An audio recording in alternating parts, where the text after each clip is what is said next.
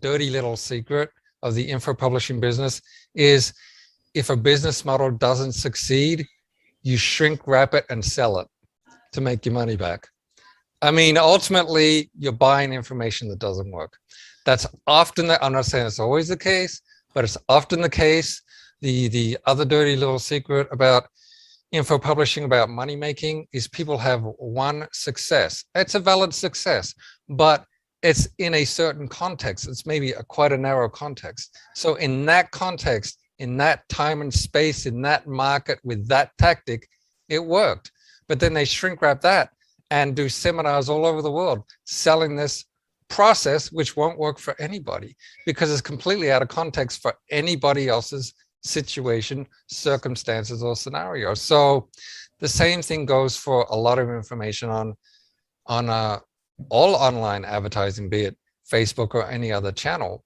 Often they have had certain successes which are valid, or sometimes they're not, but they have certain successes which are valid. But does that mean that you can duplicate that? Are your circumstances the same? Are you in the same market? Are you at the same, is your business model the same? Are you at the same level of development? Has the market itself changed? Has the platform changed since they told you you should do X, Y, Z?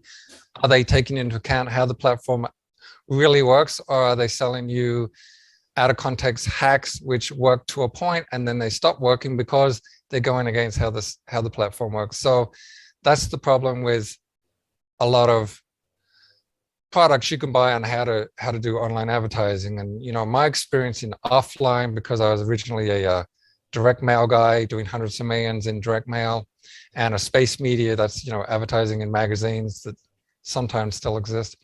But when you move to the online, it's you know, it's kind of like the Wild West in terms of people understanding what to do, and it's so fast moving.